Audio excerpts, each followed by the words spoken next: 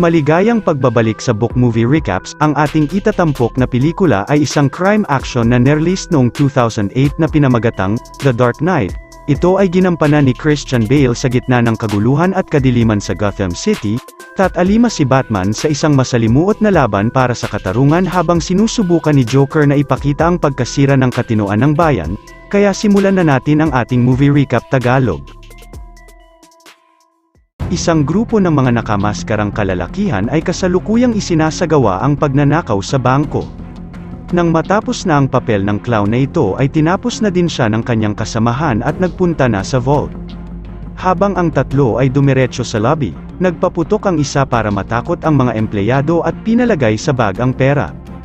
Ang manager na hindi napansin ng mga magnanakaw ay biglang pinatamaan ng shotgun ang nasa malapit na clown.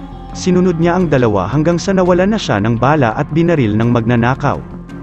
Nabuksan na niya ang vault subalit binaril siya ng clown na may dalang bag na pinaglagyan ng pera. Matapos mailabas ang bag ng pera ay tinutukan niya ng baril ang kasamahan niya ngunit dahan-dahan itong gumilid at ilang saglit ay nabangga siya ng school bus. Lumabas ang driver na isa rin sa kasamahan nila at tumulong sa paglipat ng mga bag sa bus ngunit binaril din siya ng clown na ito na nagpakilala bilang si Joker. Bago siya umalis ay nilagyan niya ng bomba ang bibig ng bank manager na lumalabas na isa palang smoke bomb. Tumakas si Joker gamit ang bus at huli na nang makarating ang mga pulis. Ang mga criminal sa Gotham City ay natakot nang binuksan ni Detective Gordon ang bat signal. Sa isang gusali, si Scarecrow ay may kinatagpong customer niya sa drugs. Sila ay armado at may kasamang mga aso na panglaban umano nila kay Batman. Nahinto ang kanilang operasyon nang makita si Batman. Sinabi ng leader na nag-iisa lang siya ngunit lumabas ulit ang isang Batman kaya pinakawalan na nila ang mga aso. Alam ni Scarecrow na ang mga umatake ay mga copycat lamang. Inatake siya ng isang Batman at agad niya itong pinatumba gamit ang kanyang sleeping drugs. Ilang saglit pa ay lumitaw ang Batmobile at pinasabugan ang mga ito. Nang babarilin na sana ng copycat na ito ang mga criminal ay nagpakita si Batman at binaluktot ang kanyang armas. Habang nakikipaglaban siya ay tumakas na si Scarecrow, sumabit siya sa sasakyan at pilit na binubuksan ngunit napansin niya na mababangga siya sa poste kaya tumalon na lang siya. Hinintay niya si Scarecrow mula sa itaas nang makita ang sasakyan ay tumalon siya at hinuli si Scarecrow kasama ng mga copycat na Batman. Sa crime scene, alam na ni Detective Gordon na si Joker ang ulo sa nangyaring robbery sa bangko. Pero sinabi ni Batman na mas importanteng unahin ang mob kesa kay Joker dahil nag-iisa lang naman ito. Habang nagsasalita siya tungkol sa bagong DA ay bigla namang nawala si Batman. Pinuntahan ni Alfred si Bruce Wayne sa kanyang secret hideout at nadatnan niya itong tinatahi ang kanyang sugat kaya tinulungan na lang niya. Sinabi ni Bruce na kailangan na niyang palitan ang kanyang armor dahil mas kailangan niyang makakilos ng mabilis. Sumagot si Alfred at sinabing si Mr. Fox ang makakatulong sa kanya. Sina Rachel Dawes at Harvey Dent ay nasa courtroom na sinusubukang ipanalo ang kaso laban kay Salvatore Moroni na isang mob boss. Nagsinungaling ang taong ito sa pagturo sa mob boss at sinabing siya ang boss. Pagkatapos ay tinutukan niya ng baril si Dent at mabilis niya itong nahawakan at sinuntok ang lalaki. Sinabihan niya si Moroni na kung gusto niyang patayin si Dent ay gumamit siya ng American-made na baril at hindi China. Napahanga ang mga tao sa courtroom sa ginawa ni Dent pati na rin si Rachel Dawes na may lihim na relasyon kay Dent na siya namang ikinaseselos ni Bruce Wayne. Nakipagkita si Dent kay Gordon, napag-usapan nila ang relasyon ni Gordon kay Batman at nais nitong makilala siya ng personal subalit sinabi niya na hindi niya pa mapagkatiwalaan si Harvey at sinuman sa opisina dahil sa korupsyon.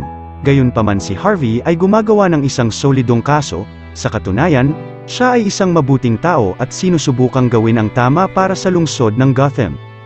Sina Bruce, Rachel at Harvey ay nag-dinner ng magkasama. Nagtanong si Bruce ng ilang bagay para malaman nito kung mapagkakatiwalaan nga ba ang hustisya kay Harvey.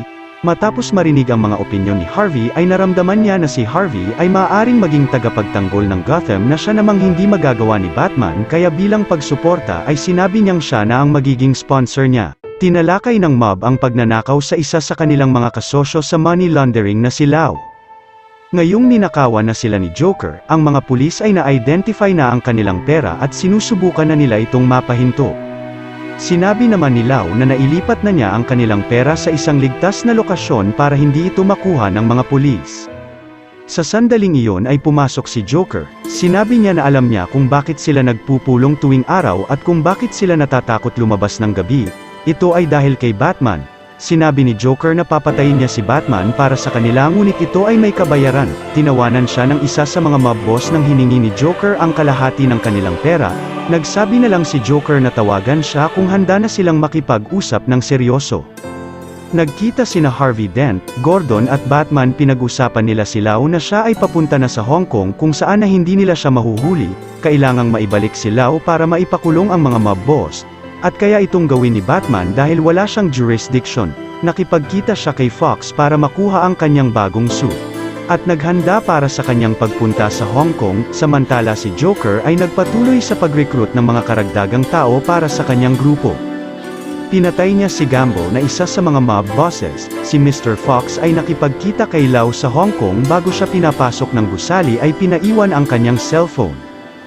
Habang nag-uusap sila ni Lau ay tumunog ang isa pang cellphone na hawak ni Fox na siya namang pinaalala ni Lau na bawal itong dalhin.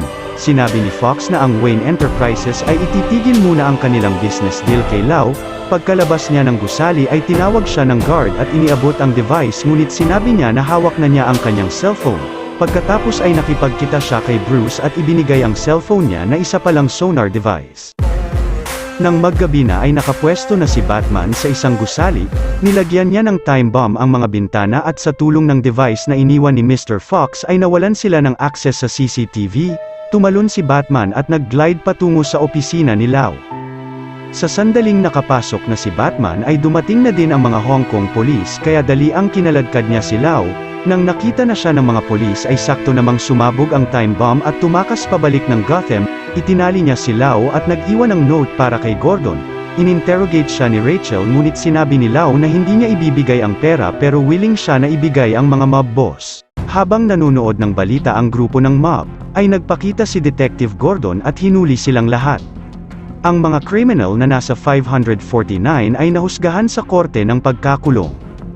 Nakipagkita si Harvey sa mayor at sinabi kay Harvey na isang kabaliwan ang pagkulong sa mga criminal na ito ng sabay-sabay dahil karamihan sa mga ito ay babalik din sa lansangan at hahabulin. Pagkatapos ay may copycat na Batman ang tumama sa salamin na wala ng buhay na nakasabit.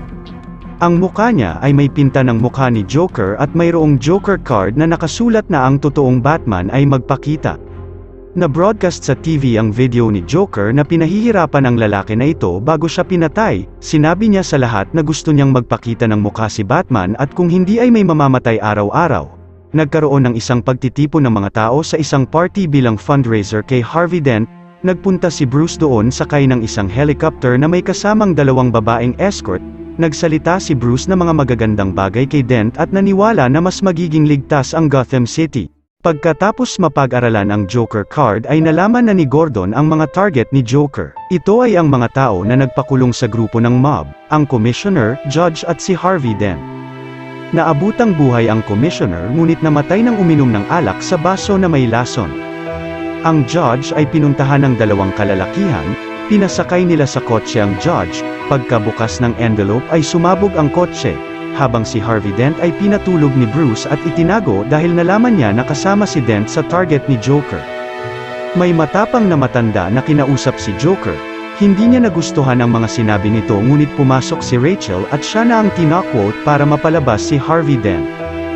Ilang saglit pa ay dumating si Batman. Sinuntok niya si Joker at kinalaban ang mga tauhan nito. Nang napatumba ulit si Joker ay kinuha niya si Rachel at pinapatanggal ang maskara ni Batman. Subalit hindi niya ito ginawa kaya itinapon ni Joker si Rachel. Agad siyang hinabol ni Batman at napigilan ang malakas na impact sa pagkahulog sa kotse. Nagpatuloy si Bruce sa pag-imbestiga tungkol kay Joker. Sa isang crime scene, nalaman na ni Gordon ang next target ni Joker at ito ay ang mayor ng Gotham City, habang si Batman ay nakahanap ng posibleng fingerprint ng may sala. Pagkatapos ay nagsagawa ng pag-iimbestiga si Bruce sa piraso ng concrete na kinuha niya. Tinulungan siya ni Fox na ma-analyze ito, samantala ay nagsimula na ang parade para sa pagbigay saludo sa namatay na commissioner. Nakakuha na ng lead si Bruce sa lokasyon ng nagmamayari ng fingerprint, kaya nagtungo siya doon na malapit lang sa parade. Pagkapasok niya sa gusali ay nadatnan niya ang mga police officers na wala ng suot na uniform at nakatali sa poste. Sinabi ng mga ito na may mga kumuha ng kanilang baril at uniforms. Kasalukuyang nagbibigay ng speech si Mayor at nang nag-gun salute ang mga police officers ay nagpakita si Joker suot ang uniform ng police. Hindi napansin ng mga sniper si Joker dahil sa na-distract sila sa isang trap na nilagay ni Joker na may timer pagkatapos ay pinatamaan si Mayor ngunit sinalo ito ni Gordon. Dito na nagtatapos ang ating part 1 na movie recap. Abangan ang part 2 sa ating YouTube channel. Salamat sa panunood. Ano ang masasabi nyo sa pelikulang ito? Kung may nais kayong ikomento ay mag-comment lang sa baba. At kung nagustuhan nyo naman ang video na ito ay maaaring paki-like and subscribe para sa marami pang movie recap Tagalog. Hanggang sa susunod, salamat sa panunood.